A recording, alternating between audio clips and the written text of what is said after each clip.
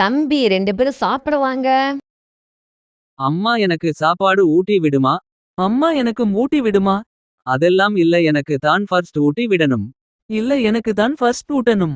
சரிப்பா சரிப்பா சண்டை போடாதீங்க, 2 பேருக்கு நான் ஊட்டி விடுறேன். 20 years later. தம்பி பசிக்குதுப்பா, சாப்பாடு சாப்பாடு ரெடி ஆயிடுச்சா? அம்மா ஒரு மாசத்துக்கு அண்ணன் வீட்டில போய் இருந்துட்டு வாமா. சரிப்பா. தம்பி சின்னவன் 1 மாசத்துக்கு என்ன உன் வீட்டுல இருக்க சொன்னான்ப்பா. அப்படின்னு அவன் சொன்னானா? டேய், என்ன 1 மாசம் பாத்துக்க சொன்னியம்மா? என்னால பாத்துக்க முடியாதே. நீ இந்த மாசம் பாத்துக்கோ, நான் வேணும்னா அடுத்த மாசம் பாத்துக்கிறேன். என்னாலையும் பாத்துக்க முடியாது, நீ கூட்டிட்டு போய் பாத்துக்கோ.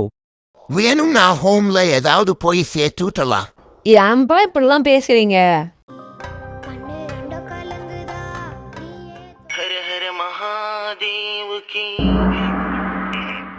யோ, யாருயா நீ?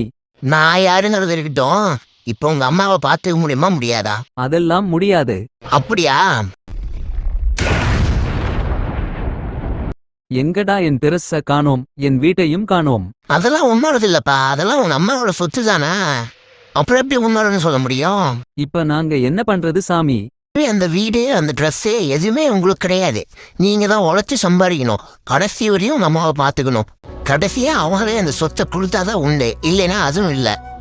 சின்ன வயசுலேருந்து உங்களை வளர்க்க அவங்க எவ்வளோ கஷ்டப்பட்டுருப்பாங்க. அப்பா இல்லாமல் வளர்க்குறது எவ்வளோ கஷ்டம்னு அவங்களுக்கு தான் தெரியும். கஷ்டம் நஷ்டம் தெரியாமல் உன்னை வளர்த்தாங்க. ஆனால் நீங்கள் பார்த்துக்கிற லட்சம் நான் எவ்வளோதானா? அம்மா இல்லாதவங்க தானே தெரியும் அம்மாவோட அருமை. பிச்சைக்கார பசங்களா? இப்போ எனக்கு எல்லாமே புரிஞ்சிருச்சு. அம்மா எங்கள மன்னிச்சிருமா, இனிமே உன்னை நல்லா பாத்துக்கிறோம். என் கூட இருமா. இல்ல அம்மா, நீ என் கூட போய் இருக்கணும். சரி சண்டை போடாதீங்கப்பா, 2 பேர் கூட இருக்கேன். டேய், மறுபடியும் அந்த சொத்தை புழுங்கிறது அந்த மாதிரி ஏதோ தெரிஞ்சுதே. திரும்ப வருவேன். வர்றேன், திரும்ப வர்றேன். பல்லுசாமி, பக்கத்து ஏரியால பிரச்சனையாமா, சீக்கிரம் வாங்க. எங்கள் அநியாயம் நடக்குதோ, எங்கள் அக்கிரமம் நடக்குதோ, அங்கெல்லாம் இந்த பல்லுசாமி இருப்பான்டா.